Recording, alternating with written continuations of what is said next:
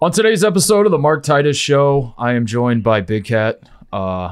Government name is Dan Katz, I believe. At least that's what he's told me through the years. At Barstool Big Cat on Twitter, you can follow some of his work there. For those who aren't familiar, he also, I believe, hosts a show called Excuse This Take I Have, or something along those lines. A sports program, sports podcast. Pardon my take is what I'm being told now. Big Cat and I have been friends obviously for a while, and he's never been on the show technically. TJ, he was on. Him and PFT were on episode 0, so everyone watching on YouTube is like, "Oh my God, this guy again." We're retreading this guy, but those of you who listen on the podcast feeds are like, "Oh, cool, Big Cat's finally making his debut appearance." So just in time for the NIT too. Just in time for the NIT. So we're recording this. It is Tuesday afternoon. We actually haven't talked yet. Dan's we're gonna have him in here in about a half an hour or so. But we're recording this before Wisconsin inevitably gets their ass kicked by North Texas in the NIT. So if he seems really giddy about this Wisconsin run, and you're listening to this on Wednesday, and you're like, "Why is he so excited when Wisconsin got their ass kicked?" That's why. It's because he still thinks that Wisconsin is doing something special here. But anyway, Dan is a huge college basketball guy. Obviously loves his Badgers, loves college basketball in general, loves losing a lot of money betting on college basketball. But he's also a Final Four connoisseur, and that's what I want to talk to him about today. Is like he's a guy that goes every year. He thinks about the storylines, maybe not on a level that Jake Marsh does, but he's locked in on the buzz around the Final Four, what the casual observers are thinking. Is this in fact the worst Final Four ever, like some people think it might be? Terrible host city, terrible crop of teams in some people's eyes. So I want to talk to him about all that stuff and see what else there is to get to. Yeah, he's the best, and I hope he comes on regularly. But technically making his debut appearance, here is Big Cat. All right, Big Cat is here. I guess we'll start with like a 30,000-foot view of this thing. Final Four, tournament in general, all of it. Because you're kind of, one of your roles in my life is you're obviously really into college basketball, but you're not, I hope you don't take this the wrong way, but you're not on the level I am in terms of like how serious you take this stuff. I like this.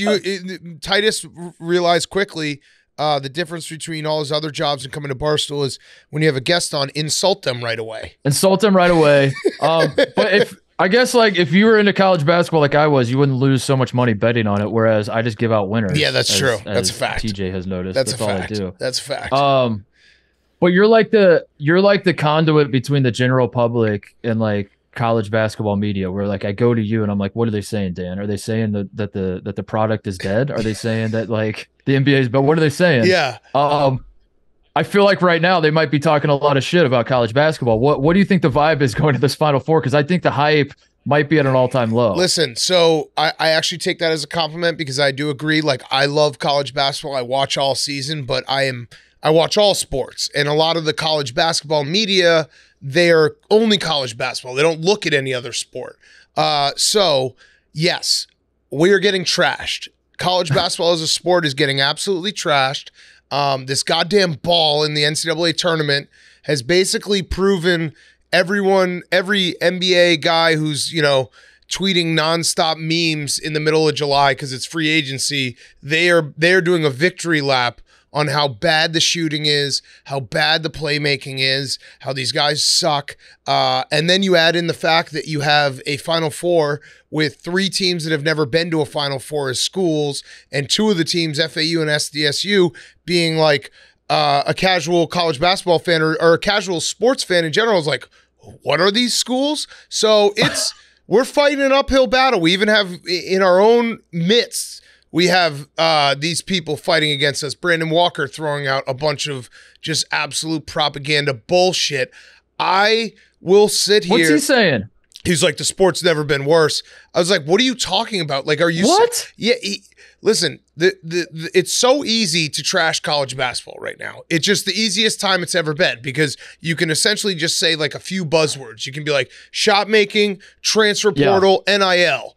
Don't like right. it. And it's like, shut the fuck up. If you actually paid attention, the transfer portal is why we get like these fun teams and really good teams in FAU and even UConn. Like UConn, built themselves out back up partly because of the transfer portal. Joey Calcaterra played at San Diego. He was 0-18 lifetime against Gonzaga and St. Mary's.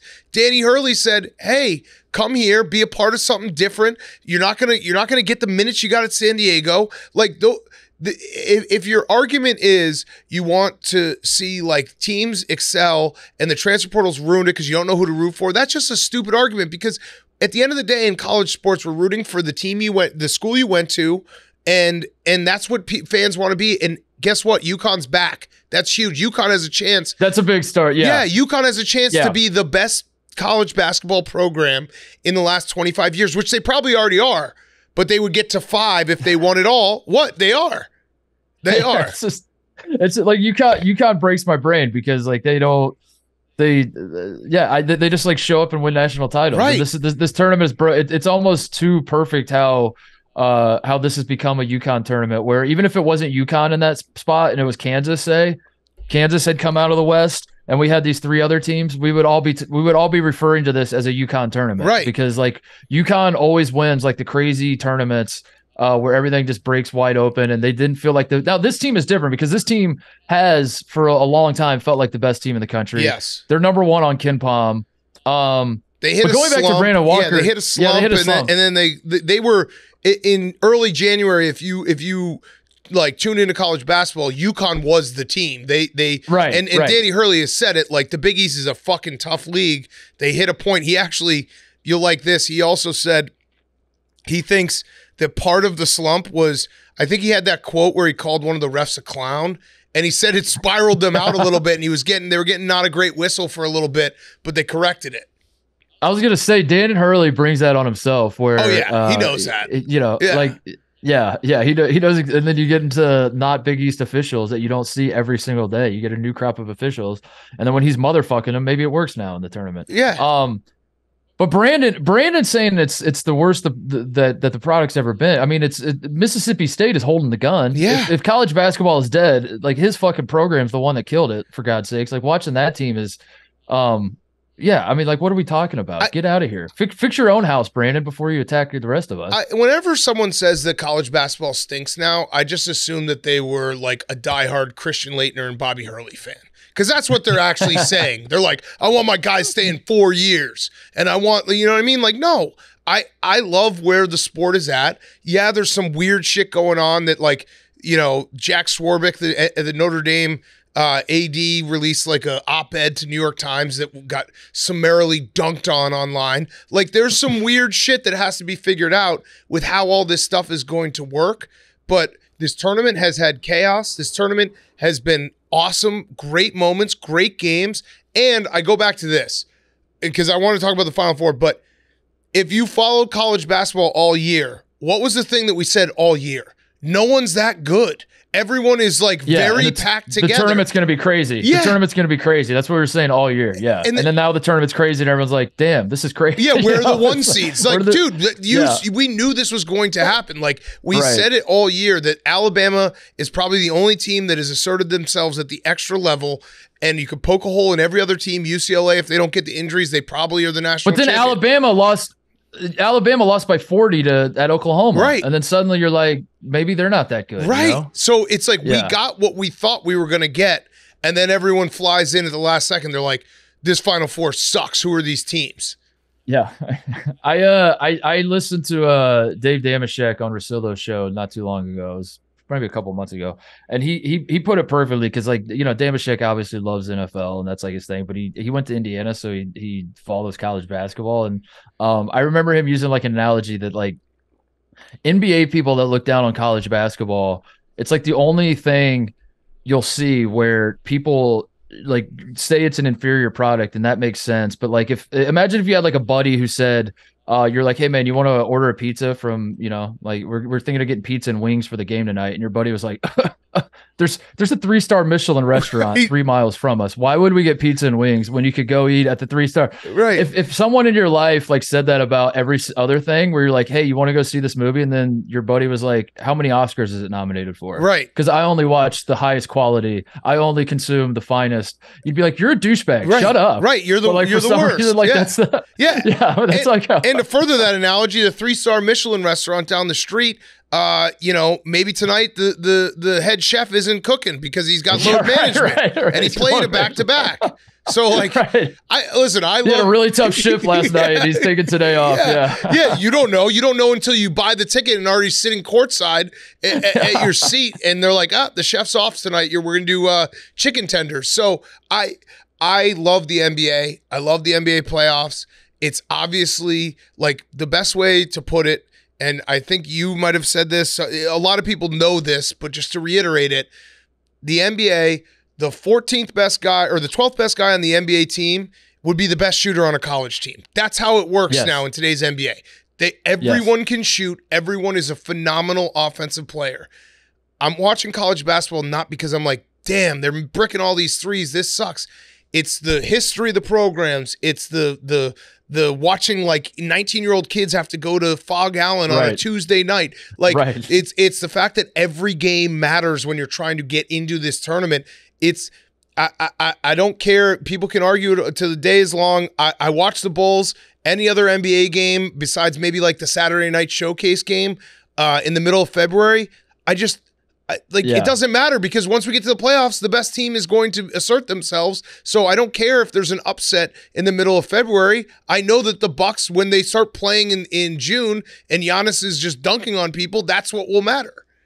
I think I've arrived at the NBA college basketball divide. I think could be summed up by this. Like, I think if you view sports as a science, you fall on the NBA side. And if you view sports as like an art, which is how I view it, you tend to like college basketball more because it feels like the NBA people, they're like trying to solve a problem and they're trying to prove. And like the way that basketball is approached at the NBA level is like we have a problem in front of us. Let's tinker it. Let's figure out like the most efficient way to it, like the way the offenses are run, like the way we talk about like who should win the MVPs. And college basketball is still like that old school. Like I don't give a fuck what the stats say. Zach Edey's a bum. He's like, and that's not like how people talk about it. And that appeals to me because at the end of the day, like what the fuck are we trying to solve with basketball? We're trying to just have fun watching it. And that's what college is to me. Is like I don't think like guys breaking shot, it doesn't take away because there is an art form to it of like trying to fit a square peg through a round hole. Like you said, like you have a 19-year-old point guard that like can't stop dribbling off his foot. Right. Now we have to figure out how to make a Final Four run with this guy.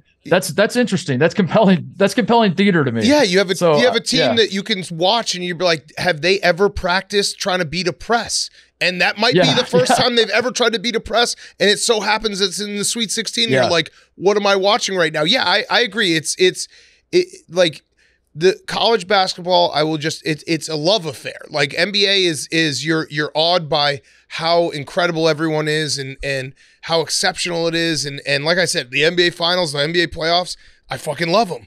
But something about college basketball when you're watching these guys compete and every game feels like life or death.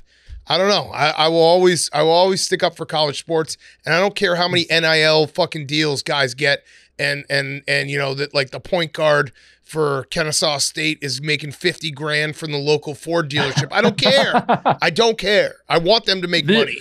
The NBA is like watching a NASA mission. Like we're going to the moon. You're watching a rocket take off for the moon, Apollo 11, and you're like, wow, the science behind this is incredible. I can't believe that the brightest minds have gotten to this point. College basketball is like watching Johnny Knoxville ride a rocket. Yes, get hit in the nuts over and over. Get hit in the nuts, and you're like, I don't know, man. I think I'd rather watch that than watch that. Listen, we've gotten deep into analogies, but I do think we're making perfect sense, and people are going to be nodding along. I think so. The NBA, we'll go to one of the universally said is like one of the best movies of all time, Good Will Hunting. The NBA is Matt Damon figuring out these fucking formulas. What does he want to do at the end of the night? He wants to go to the bar with his friends and drink some beer and hit on some chicks. Yes. He wants to watch college basketball. Exactly that. Today's show is brought to you by the Barstool Sportsbook. Nobody cares about your bracket, and that's why you need to download the Barstool Sportsbook. Who really needs a bracket when you can just bet on all the action? and the Barstool Sportsbook is the best place to start. Now offering a $100 sign-up bonus for new users. Sign up today using the code TOURNEY, then place a $10 or more cash wager on any college basketball bet. Win or lose, receive $100 in bonus cash. So download and create an account today, and be sure to use the code TOURNEY to unlock your $100 in bonus cash. 4 incredible rounds are in the books. There were some shocking upsets, and it should only get crazier, so make sure you sign up for an account.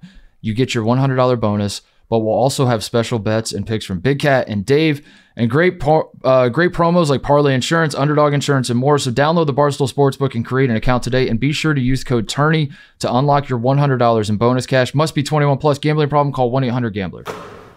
So with that being said, as we are facing the least hyped Final Four of all time, how do we get hyped about this? Because I'm excited about the basketball, or at least I was. I really sat and thought about this FAU San Diego State game, and I said on the show with Jake that we did for Monday that I don't think that this is going to be a VCU Butler 2011 type game. I think that these two teams are better than those two teams were. But as I sat and thought about it, I'm like, uh-oh. San Diego State playing in a dome. Yeah, it's the same dome. It's the same dome. It was Houston. Butler UConn final was 53-41 in the dome, which was I still love that game. Fuck it.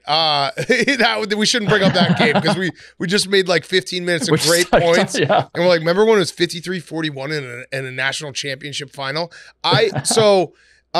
There's two ways to look at this. One is college sports, for whatever they are, it will always be somewhat about the coaches. Coaches, like, if you went down the street and asked a random person on the street, like, who's the coach of the Kings or the Lakers or like any NBA team, they probably wouldn't be able to name it. But if you're like, who's the coach of Kansas? Like, they can name it. So coaches do carry the day.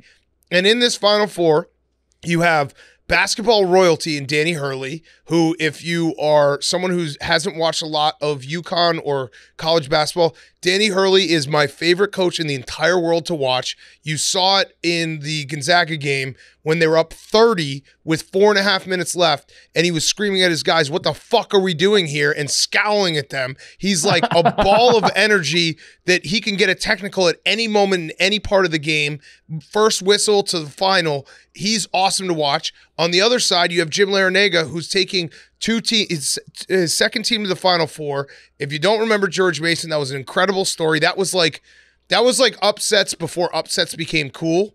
You know what I mean? Before we had the 16 seeds, before we had VCU. That felt like a bigger upset than the 16s winning against the one. Like, at the time when George Mason was beating UConn, UConn, Michigan State, and North Carolina, right? On their run to the Final Four.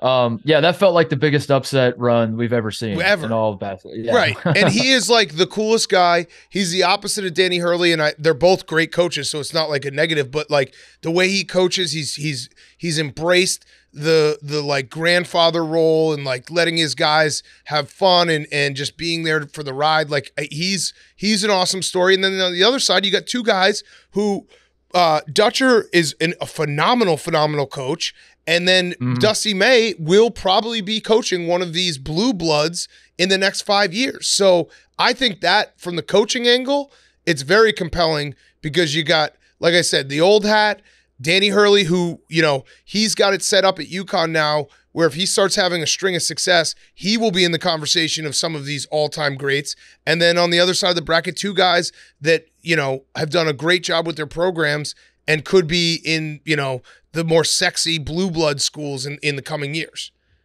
Dutcher's fascinating because he was just an assistant forever. Right. And he was just like destined to just be the guy that, was Steve Fisher's right-hand man forever, and then finally gets the nod. And he's taken San Diego State. Obviously, this is our first Final Four, but even before this, you think of like the 2020 year, it felt like he was picking up where Fisher left off, but there were times where I'd watch San Diego State under Dutcher, and I'm like, I think they might be better. Other than Kawhi, like, you remove that Kawhi team in 2011, which is obviously the best team probably San Diego State's ever have. But like, as a program, I trust where Dutcher's got it now more than I ever did Fisher, and that's fascinating to think about. So yeah, I think I'm worried about that game. I'm worried about Florida Atlantic, San Diego State just being an absolute stinker.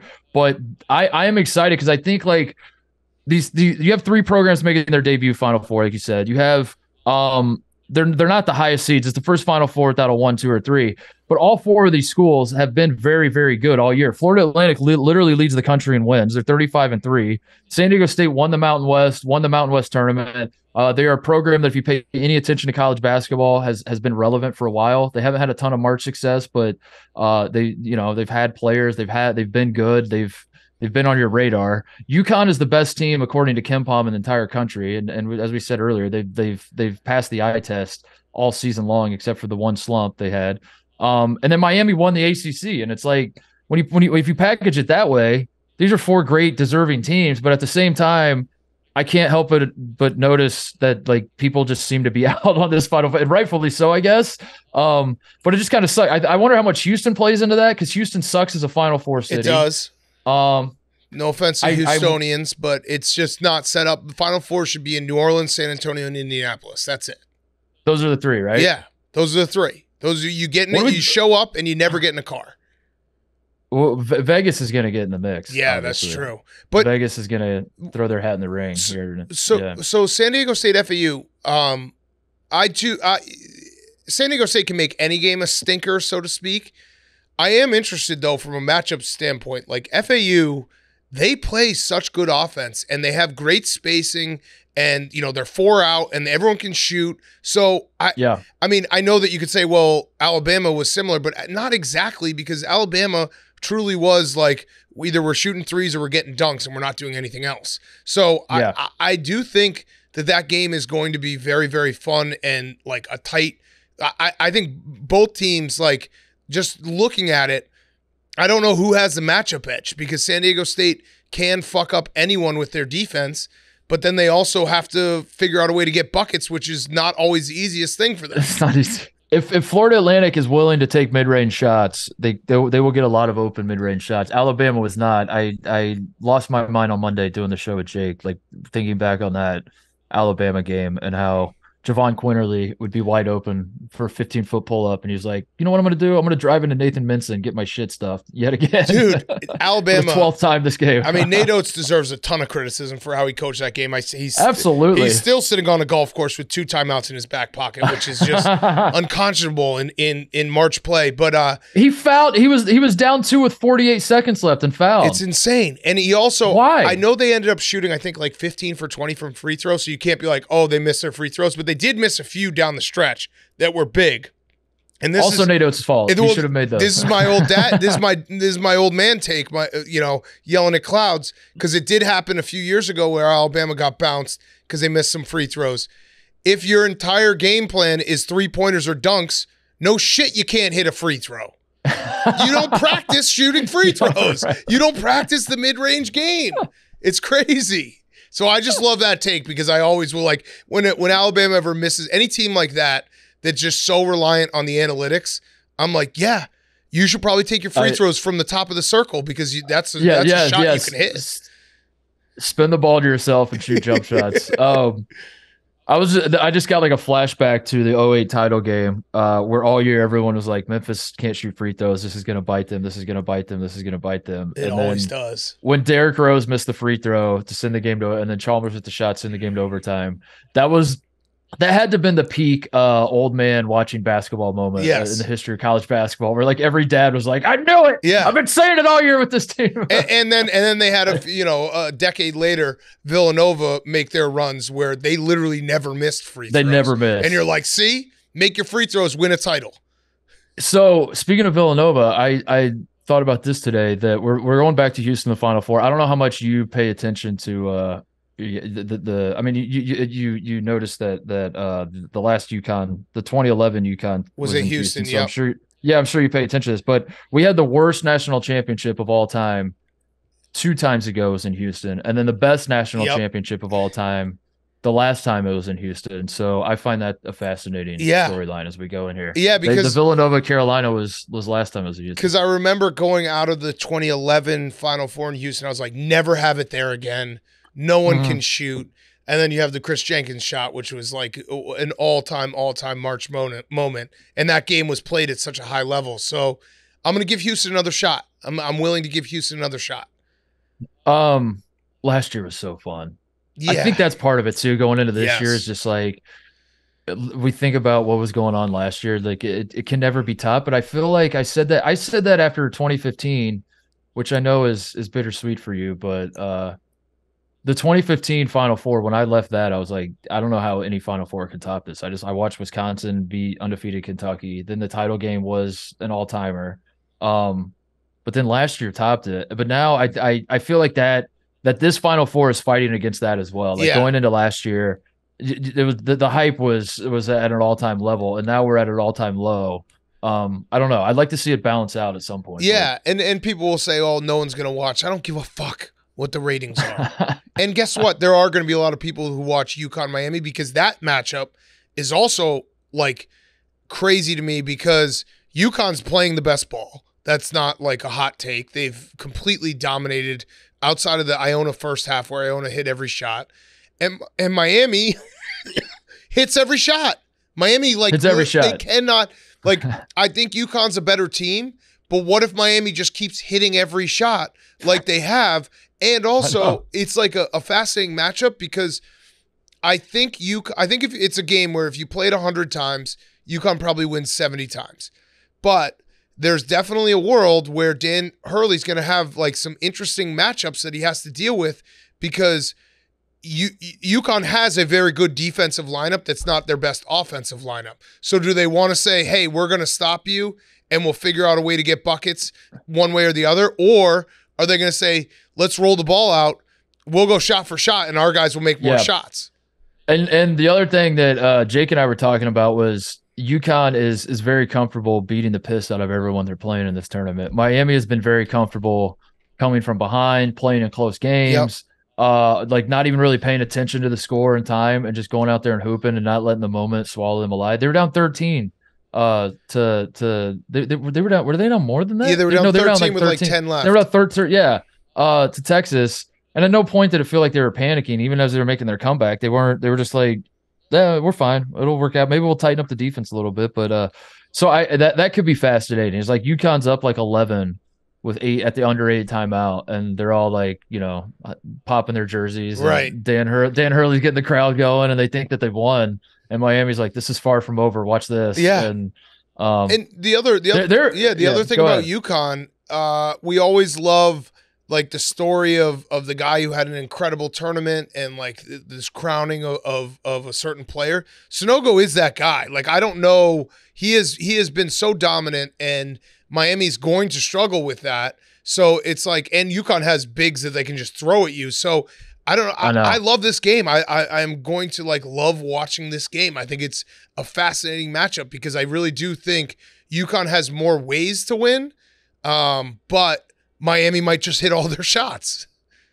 Miami does have the one like break glass in case of emergency formula that can beat any team, which is, as you said, just not missing. Yeah, just like if you have guards that don't miss, no matter, the worst NBA team could beat the best NBA team. The worst, if you just get hot on the one night, like that's the proverbial hot night. And Miami's had 4 of those, and that's been their entire. That's how they're made up. That's how they've been doing it. So do you think if you were to say it was UConn versus the field, do you push back against that idea? Yeah. Or do we think that that's where we're at? So I have a future on UConn 13-1. No hedge. I don't hedge. Which is, some may say, is stupid. Have you ever had a future like shut on up. a like going shut up. And then not hedged? As for as bad a gambler as I am, I know how to pick my futures. I mean, at least gets me to the ride. Like when you put in a future, you're hoping for the ride. Maybe they don't get to the finish line, but the ride is there. You're not hoping for the money. I want the win. No, but honestly, when you put in a future, like the winning obviously is the goal, but more than anything, you don't want to be eliminated like instantly. You don't want to like not make the tournament. You don't like if the Eagles didn't make the playoffs, I would have been like, well, this fucking sucks. Like the ride is part of it. So I think UConn, if they get to the final, they win. I'm pretty confident in that, but I do think that Miami is like they have played so well and their guards are so good and they're playing so loose that I don't know. There is that element of like you get into a game like that and UConn is kind of everyone's kind of anointing them like they have proven that they are the best team. Now they got to go do it again, and Miami's got a little bit looser, nothing to lose, like the way that Jim Larrañaga has been coaching these guys. That scares me a little bit. Also, which should be pointed out, Miami has had literally the toughest path that they could possibly have had when the tournament came out. They played Drake in their first round game. Then they play the 4 seed Indiana. Then they play the 1 seed Houston. Then they play the 2 seed Texas. This is not to say that UConn hasn't had a tough path. St. Mary's was good. Arkansas obviously had a ton of talent. Gonzaga is a good team. But Miami has beaten tougher teams. They've gone up and they put out the video before the tournament that was like, no one's picked us all year. Don't start now. Please pick against us. We're used to this. We're comfortable with this. I do think it will be fascinating. I do think it's closer than because this is just like I've seen this story now 4 times with Miami in this tournament that like Drake kind of had him on the ropes. Yeah, Drake. If you remember that game, like Jake and I were locked in on because Drake was our busker team, and if Drake, we picked Drake thinking Miami can be a little volatile, and if they're not hitting, they don't play the best defense, so let's go with Drake. And then Drake had him right there, and Miami just never really panicked. And in the end, I forget how much they won by, but it felt like semi-comfortable. It was just a snap of a finger that the game turned, and they did the same thing to Indiana. They got up to a big lead. Indiana comes back. Miami never panics. Like this is just who they are. And if you're looking at the symmetry, which I probably read way too much into this stuff, but the UConn 2011 Houston, which is what this feels like, because it feels like San Diego State, Florida Atlantic is the VCU Butler. Yep. And then if you remember 2011, UConn played Kentucky. Yep. And it was the Brandon Knight Kentucky team that beat Ohio State in the Sweet 16. That Kentucky team had a very similar path where they in the first round against Princeton, I think they had a close game against Princeton. They had a close game, obviously, against Ohio State. Brandon Knight hit a buzzer, what was effectively a buzzer beater, like a couple seconds left to beat Ohio State. They were very comfortable playing close games. Then in the Final Four, everyone remembers like Kimba ripping through the Big East tournament, ripping through the national championship. Nobody remembers that Kentucky had a shot to beat UConn in the Final game, Four. Right? Yeah. It was a 2-point win. It was a 2-point game. They had a 3. Yeah. And they had a shot to beat. Kentucky had a shot at and they obviously missed. Does this Miami? If the same thing happens, does this Miami team miss? Probably not. Probably not. Yeah, no. It's a great. If it comes down to that, So I don't know. It's basically it comes down to this. If you're looking at the Final Four, if UConn plays to their maximum ceiling, they will win and they will beat both teams easily. But if they have even a slightly off night, Miami is just like they are right there. They are not. Yeah. You know what I mean? Like if you want to do percentage, if UConn plays at 100%, they're going to win the national championship. But if UConn slips up and is playing at 85%, that's Miami's like they're a really, really good team. Quick break to talk about our friends at the Farmer's Dog. Dogs will eat anything: shoes, toilet paper, garbage, and even kibble. But just because they'll eat it doesn't mean it's healthy food. Here's an idea. What if dogs eat real food? Eating processed food for every meal is not healthy. We all know that. And kibble is subject to multiple rounds of high heat processing, making it an ultra processed food. Try something fresh. Feed your dog the Farmer's Dog. It's real, fresh, healthy food with whole meat and veggies, gently cooked in human-grade kitchens to preserve their nutritional value. Just tell them about your dog, and they'll deliver personalized, vet-developed recipes for as little as $2 a day. Meals arrive in pre-portioned, ready-to-serve packs, conveniently delivered on your schedule. Dog people all across the country have ordered millions of meals from the Farmer's Dog. It's never been easier to invest in your dog's health with fresh food. Get 50% off your first box of fresh, healthy food at thefarmersdog.com/Titus. Plus, you get free shipping. Free. Just go to thefarmersdog.com/Titus to get 50% off plus free shipping. That's thefarmersdog.com/Titus. What's the story of this tournament for you so far outside of these Final Four teams? Is it Marquise Noel? Is it Purdue? I think it's Alabama choking. Alabama had it on a platter, and they, the bracket broke wide open for Bama, and they shit down their leg. Do you know that Nate Oates and Greg Gard have been the same amount of Sweet 16s, and one of them is referred to as the best coach in the country? That's just a fun fact I learned. And also Nate Oates has never beaten higher than an 8 seed since his first game tournament win when he beat DeAndre Ayton, who didn't even want to be there in Arizona. Just some fun facts. I think it's 2-part. I think it's the first weekend was Fairleigh Dickinson, and the second weekend was Marquise Noel. And I think you're right. Yeah. And it's unfortunate. I think that's probably why when people are talking about this tournament being down, it's those stories haven't like continued. Like if Marquise Noel finishes the job and gets to the Final Four, I think this is all looked at a little bit differently. So, and UConn too, the way they've beaten teams, they haven't been in a like classic tournament game. So I don't think people, you know what I mean? Like how many people probably turned off the Gonzaga UConn game on Saturday night? That's right. But that's right. But they do have those same guys. They have, you know, Joey California and Sonogo, and like they have these guys that are great stories. We just haven't, the games have been over with, you know, 16 minutes to go in the second half. So people haven't been paying attention as much. Yeah. Gonzaga UCLA was awesome, but that's it was. I'm trying to think of what else would even like if you're doing like a time capsule. If you're writing the Wikipedia article on this tournament, what's all making it in there? I think it's Princeton, Furman, Fairleigh Dickinson, like the Kihei Clark pass. Yeah, Kihei Clark pass. That feels like 10 years ago. It really does. Yeah, and then I think I think maybe that's what needs to happen for people to, like, in retrospect, be like, oh, that has a mark, like a mark on that tournament, because it's the first round or the first weekend was all these upsets that were crazy. Second week was Marquise Noel, and then if UConn can finish the deal, it's the tournament of UConn. Like that's the kind of the bow on the car. That's the cherry on top, where it's like, oh yeah, that was UConn's tournament. They beat 6 teams by double digits every single one.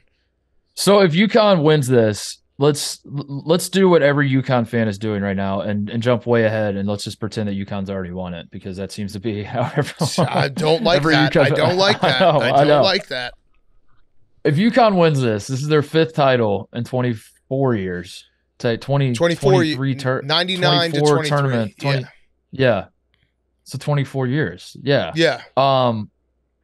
That's insane, obviously, but also it completely comes out of nowhere. The UConn has always been the anomaly whenever anyone wants to do the blue blood discussion, because like, are you weighing historical greatness? Are you weighing recency bias? You said that they've been the best program the last 25 years. I laughed at that because they if they're good, they win the national title, but they're usually not good. Like that's my memory of like UConn basketball the last 25 years, like especially since 2014. Like they haven't been good. Yeah, they haven't been good in the last decade. But yet they're good now, and now they're going to win a national title. Is there a parallel to this? The Patriots sucked ass forever, and then they just started ripping off Super Bowls. But pro sports are a little different. Like I don't know. It'd be like if Oregon football like came on the scene and then they started winning national titles, but they never actually won any. The Oregon football is more like Gonzaga basketball to me than UConn. Yeah, maybe if I don't know. Maybe if Clemson wins a couple more titles, because that was, you know, Clemson was kind of always there, because, you know, UConn did have players before they won their first national title. That's true. They That's had, true. And UConn does have like a very long history of good pros. I mean, Ray Allen was before the national title, and so they had he was like 3 years though. I mean, like there wasn't still, like the UConn teams of like the 70s weren't good. Of course, but the Leitner shot, or one of the Leitner moments was against UConn. Not the Leitner shot, that was Kentucky, but they had another one. I'm trying to think what. Yeah, didn't Kentucky beat UConn? Now I'm getting everything confused. They made the 90 Elite Eight. They made the Elite Eight in 1990. Yeah. There was a big let's see, Duke UConn shot. I think it was an Elite Eight. Yeah, Christian Laettner hit a buzzer beater against UConn in 90. So they had something going. I also think maybe what we got to do is just like when UConn goes for their blue blood card, if they win this title, like just show them a best of Jim Calhoun press conferences. Like that guy ruled. He fucking ruled. He was the best. Not a dime back. Like all of his lines were so goddamn cool, and he just didn't give a fuck whatsoever. Get some facts. Come back and see me. We looked at Ryan Gomes. He was 275 pounds in high school. We took Emeka Okafor and Karan Butler. They're not bad. Like they're not bad. Yeah, like I don't know. I think to get the blue blood, maybe Danny Hurley has to win a couple, and then you have like the history where it's like, okay, there's one legendary coach and then the newcomer. But now that I'm thinking about it, they're just Duke 20 years later. Duke was nothing before Coach K, right? That's true. Like they didn't. Yeah. Duke wasn't winning titles in the fucking 70s and 60s and 50s. So you just go up in the timeline. UConn is just new age Duke, but they're cooler. Let's admit that they're cooler. I think Dan Hurley being the coach helps too, because the Hurley feels like they're basketball royalty. He's so perfect for UConn. Yeah, he's so perfect for what that program is and what that program like the fans fucking like. I'm trying to think of coaches of programs that love their coach at this point in college basketball. The fan base approval rating of their coach, Dan Hurley's got to be. If he's not at the top, I mean, Muss is probably up there too. Muss is up there, but and like Dan Hurley did. Comes from, the best high school basketball coach of all time, his dad, but he still did it on his own. He coached in high school. He then went to Wagner. He then went to URI. Then he went to UConn. Like, he's climbed the ladder. And he wasn't a pro or anything like that. So I don't know. He does feel like a relic of the past in terms of like some of these coaches where you don't have, like Juwan Howard goes to Michigan, gets his first job, like where you're just picking the guys who had good pro careers and throwing them into coaching spots. Dan Hurley was a grinder, and he's grinding his way to the top. And he did tell us a great story about how when he came to UConn, he was like, the program was in a mess. They had sucked for a while, and he was like having regret and being like, oh, I should have stayed at URI. And he went into Jim Calhoun's office and was like, this is a mess. Like, what the hell? Like, this is going to be so hard. And I think Dan Hurley probably cleaned it up for us, the story, but essentially Jim Calhoun was like, stop acting like a fucking baby. This is UConn. Go and fucking win. And like, he was like, yeah. And he basically like told me that. And I was like, yeah, stop acting like a baby. This is UConn. Dave gave me the same speech after my first day in the gambling cave. This is Barstool Sports. I was like, Dave, I can't do this. I don't have fucking winners for you. And he said, stop acting like a baby. Go find Give me some goddamn winners. Yeah. Go find a winner. But I think UConn is definitely, if Villanova gets talked about in the blue blood, all they're missing is like that one. If UConn had a title in 1988, people would say they're a blue blood. Yeah, but I think it is these tournament runs though. Like this. Listen, I don't care. I'm just trying to like see it from all sides. That like I think UConn winning and the way they did in 2014, which they beat the best team in the country that year in the Final Four. They beat Florida in the Final Four. They shut down that Florida team, which is that 2014 Florida team is one of the all-time great college basketball teams that literally everybody has forgotten about. Yep. Nobody remember. Even Florida fans are like, were we good in 2014? Yeah. Like, is that, I don't know. But that team was so freaking good. And UConn beat them in the Final Four. They go on to win the national championship. But there's this sense that the last couple titles that UConn has won, it's like less about their dominance and it's more about like a crazy bracket busting wide open, and then UConn just shows up and scoops it. Like someone fumbles a national title trophy and UConn just scoops it up and runs it into the end zone.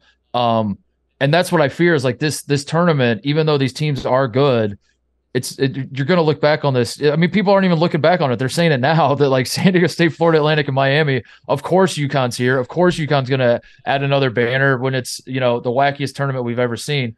And I think that works against them. So it's like, yeah, you have 5, but people want to put asterisk on those banners. So I think what we've landed on is UConn just has to go out and beat both the winner of FAU and SDU by 20 and beat Miami by 20 on Saturday night, because then it's unassailable. Like, then it's unassailable. If they go and rip off 6 games where they win by double digits in every game, there's nothing you can say about what this UConn team has done. Right. But if they beat San Diego State 47-44, right? Yeah, that's true. And the title game. It's also just crazy how this college basketball season works, because if UConn if they had won 2 of those games, they lost in a buzzer beater when Dan Hurley had COVID. Like if they lost 4 out of 5 in January. If they win 2 of those games, now you're talking about a team that like probably would have gotten a 2-1 seed, like, because they were that team to start the season. Everyone's like, watch out for UConn. They're better than everyone.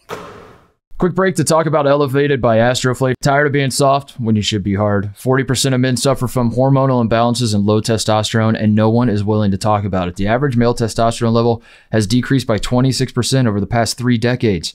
The situation is that you have a bunch of guys that are depressed. They don't have energy. They can't focus. They're gaining weight faster. The libido is gone.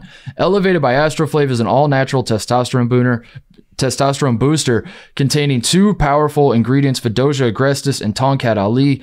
This combination in Elevated has shown results of 250-point increase in total testosterone, but can be anywhere between 200 to 400-point increase, which increases energy, improves libido, reduces stress levels, helps build muscle, and burn fat. Elevated by Astroflav has over 500,000 bottles sold to men with amazing results. Get a free 2-week trial of Elevated Natural Testosterone Booster. Just pay shipping. Visit astroflav.com/barstool to try today. How do we feel about conference talk that there's been a lot of ACC chirping about Miami, and it's kind of pissing me off because it's the worst. When Miami was playing on their home court against Pittsburgh, where the winner of that game would get to cut down nets, and I guess Pittsburgh, if they won, they're probably not cutting down Miami's nets, but you know what I mean.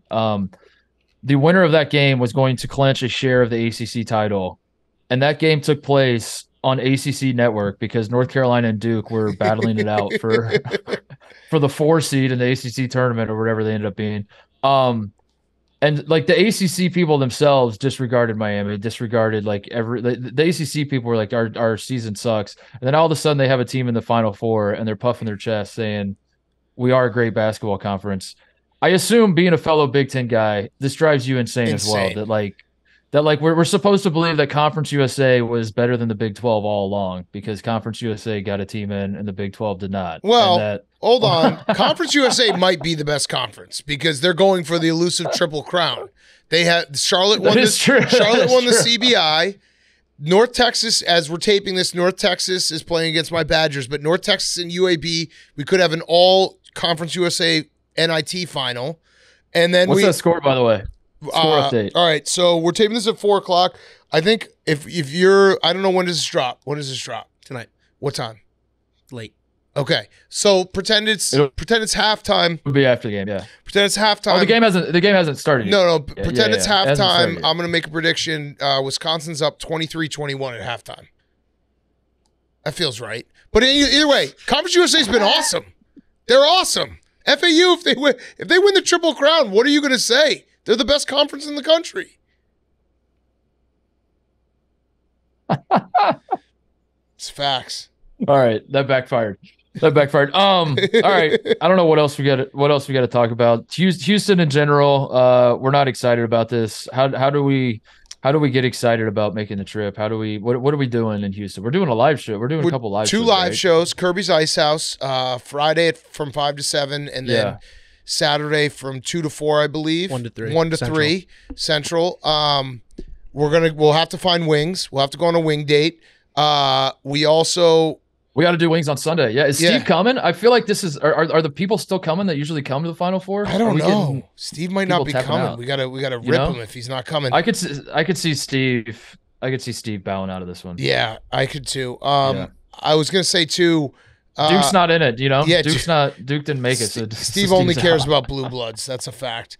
The other thing that I was gonna say is we could on Friday or Saturday at the live show, we could see Dave, our boss, versus Jeff Goodman, which would be fireworks. The Ed Cooley debate. Yeah.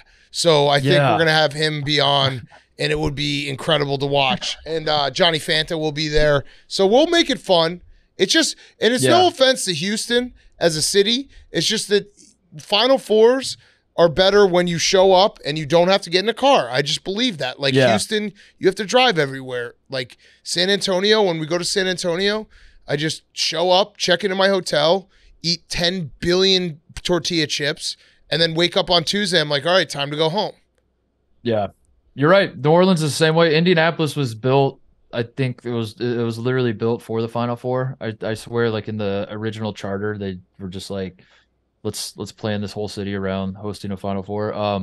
Houston is not one of those cities, but we'll make the most of it. We'll have a good time. Yeah. We're going to have a great time. We're going to have a great time. And everyone tune into the shows. The shows are going to be great. I'm excited. I'm fucking excited. I love this tournament. I love the Final Four. Fuck all the naysayers and the haters. Don't watch. I don't care. Go, watch fucking, I don't know, Saturday night, watch the Sixers play the Rockets. Is there anything? What else is going on? What else is going on in the world of sports that we have to worry about? WrestleMania. What else? Is there like a UFC fight? WrestleMania is this weekend. Oh no! Which seems like bizarre. That always is though. Is it? That's why Brandon's talking that shit. He's a wrestling guy, and he's like, this college basketball's dead. It's why he found a way to not go on this trip so he can watch WrestleMania. Yeah, I want to. I'm looking at the NBA schedule. Dallas versus Miami on Saturday night at 7:30. So you can go watch. I might watch that. You can watch. I might watch that. Yeah, you can watch the Heat miss shots, and you can watch Luka pout and yell at the refs instead of watching Miami versus UConn. Go have fun for a game that I guess it means something for both those teams because Dallas might miss the playoffs, which would be very funny. That would actually be funny. Or wait, what's the other option? Quote. Yeah. Oh, you can watch the Clippers versus the Pelicans. It'd be a great matchup. Paul George versus Zion Williamson. Oh wait. That Luka quote where he was basically like, "I used to love basketball, but then I don't anymore," and everyone's like, I wonder what changed in Dallas between seriously a couple weeks ago and now. All right. Thanks so much, Big Cat. You're the best as always. We love having you on. I love coming on. Even though this is your first appearance, technically your second, but technically your first at the same time. So yes. Anything else, TJ? What are we not thinking of, TJ? That's it. Just see you in Houston. See you in Houston. All right. Hopefully the Badgers are in the NIT championship because I'll make a sick shirt for that. And I put out a poll today, totally unbiased poll. Would you rather be invited to something or selected? And 55% of the people said invited. So as far as I'm concerned, the NIT is the most important tournament. Everybody said selected until you nudged them. I was just explaining that the poll was momentarily backfiring, and I pushed them in the right direction. You could go ahead and vote this way. Please vote this way. I do love it because that's like my favorite thing when like Clay Travis or Darren Ravel will release a poll and be like, "Look at the facts." Like, you think maybe your following has something to do with what you asked? Maybe. Thanks to Big Cat. He's got a future on UConn, and with Rico Bosco behind him, and with him having Dan Hurley on the show, and with every UConn fan high-fiving each other this week and saying, we've done it again. Nothing could possibly go wrong. And with him defiantly saying, I will not hedge, nothing could go wrong. So congratulations to UConn hanging your 5th banner. But we will go to Houston to witness history. Oh, he cut out. UConn cut down the nets. Nonetheless, we'll witness history. Yeah, we'll witness history. Me cashing a future. That will be history. Yeah, there you go. See ya.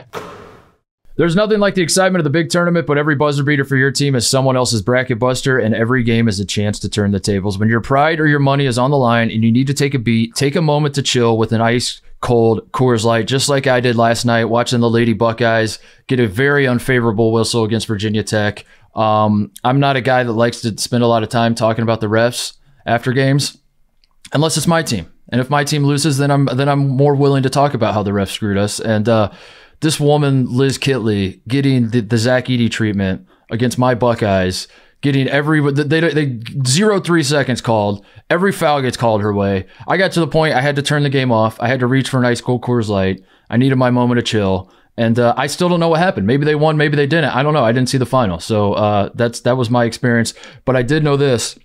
When I reached for that Coors Light, everything was okay because there's only one beer out there that's literally made to chill, and that is Coors Light. When the mountains turn blue, it is as ice cold as the Rockies. When you need to hit reset, just crack open an ice cold Coors Light. It is mountain cold refreshment made to chill. It's the beer that's made to chill so you can refresh the spirit and jump back into the excitement. Get Coors Light and the new look delivered straight to your door with Drizzly or Instacart by going to CoorsLight.com/Titus. Celebrate responsibly. Coors Brewing Company, Golden, Colorado. All right, thank you to Dan for joining us. Always love talking to him. He's a college basketball guy through and through. That's what we love about him. He's fighting the good fight out there. We need more soldiers outside of the outside of the college basketball media sphere, and he's certainly one of them. So it's fun to have him on. What else, TJ? We got to do some housekeeping. What else do we got to tell the people? What the live shows? I just sort of found out about them like not too long ago, so I keep like saying we're gonna do them on the show, but I'm also it should be saying fun them with a question mark at the end. If you're in the Houston area, it's Kirby Ice House, which is, as I told Mark off camera, a piece of Barstool history. It's where the live rundowns on Comedy Central from Houston were. I think that was like 2017 or 18. So it's a Barstool landmark. Kirby Ice House, if you're in the area. I remember watching those. I lived in Ohio at the time, and I remember watching the live shows on Comedy Central. And my one vivid memory was Glenny Balls in the van, just eating. Yeah. he was like over everyone's shoulder, and he never talked. And he was just eating, and I remember watching it just thinking, like, this is hilarious, but also, like, I don't really fully understand it, but I think that was his audition. I think Caleb Presley saw that and was like, I need this man eating off to the side for my Sunday conversations. He's the best in the business. Yeah. Clearly. No one can eat on camera, but also say nothing better than as well as Glenny Ball. GB. Yeah, we'll be there Friday, 5 to 7 Central, and then Saturday, 1 to 3 Central before the games. So all right. I think we'll have some guests Dan mentioned. Yeah. Should be fun. Some guests. That'll be your first. Have you ever done a live? I'm sure you've done some sort of live thing like this. We've done, I've done live shows in the past, not with Barstool though. So yeah. I will bring a sense of professionalism to this outfit, and I will quickly learn that professionalism is not needed or not wanted even, and I will learn that lesson pretty quickly, I think. But yeah, I've done a handful of live shows through the years, and I don't know, varying success. So we'll see. Right. I don't think I have to carry this one though. I think if Goodman shows up and fights Dave, that's and the Dan's show. there, Yeah, obviously. yeah. Like, that's the show. You did it. Yeah. We just tried off to the side. We were in Scottsdale, obviously, for the Super Bowl, and I was in charge of like talking to like our booking department to try and get guests in, and they give you like a big list of people that are going to be in like the town that week of like celebrities and stuff. And I was talking to Dave about I was trying to get like specific guys on that list that Dave had previously beef with to like hash beef. Yeah. Like Justin Gaethje was on the list, and he called Dave out for like associated with like Paddy the Baddy, the UFC fighter, after he like should have lost his last fight, but he got the win. And Dave was like, yes, absolutely, let's get him on, and they turned it down. So we'll see if Goodman, if Goodman has like the nuts, he would show up and put a fight up. It'd be brilliant for the stream. Goodman, I'll tell you right now, he will do it because the man loves attention more than anything else in the world. But he doesn't have he doesn't have the wit. He's gonna come into it knowing he's gonna lose. Yeah. But it's gonna be. He's gonna do like Jose Canseco, rough and rowdy type deal, where he's like, he's gonna take a dive. He's like, I know I'm gonna lose. I'm gonna take a dive. I'm gonna let them run circles around me. But if I can get like 1,000 Twitter followers out of this, it was all worth it. You know what I mean? Shit, bring it on. That's I could see him doing that, but I don't think he's not going to turn it down. If he knows about it, he's not going to turn it down because he can't. That would unravel his whole brand and what he's trying to.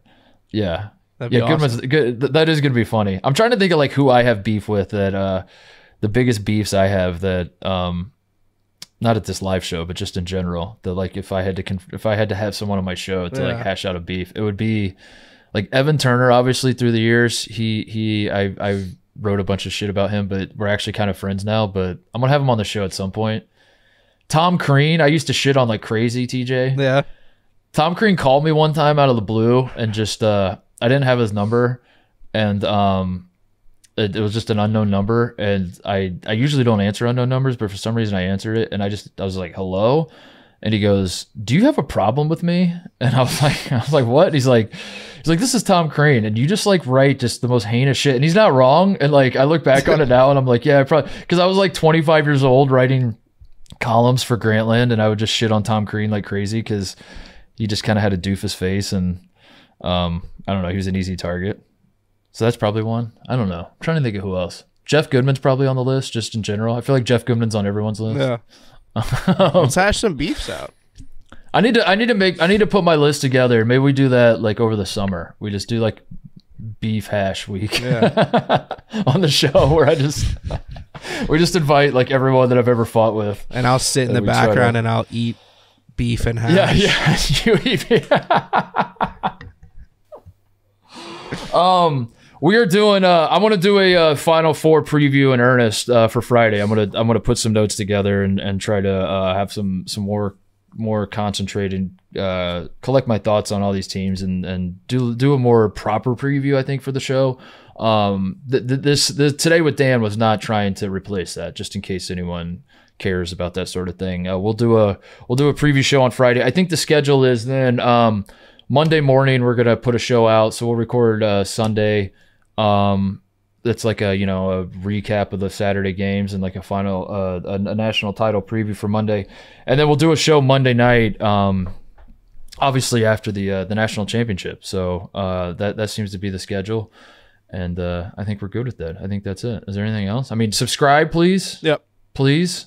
If you're someone that watches us on YouTube, thank you so much. But if you could subscribe on a podcast feed somewhere, because that helps us. Even if you never want to actually listen to the podcast and you like watching it on YouTube, if you subscribe, it helps us. And if you're someone who listens to the podcast, please subscribe on YouTube, even if you have no intention of ever watching anything. It might make 0 sense to you, but I promise it matters to us in the long run, and that kind of thing matters. So we would really appreciate that. Is that it? Is there anything else? I keep saying, is there anything else? Because I feel like there is. I feel like I'm the parents on the flight in Home Alone, and I'm trying to remember that we left Kevin home. But I mean, in this case, yeah, Kevin is the NIT, but who cares? I guess is the Big Cat was not as pumped up. I was expecting a lot of Wisconsin propaganda out of the gate. I was expecting him to be like, I thought you had me on to talk about the Badgers in this real run tournament of the NIT, but I think.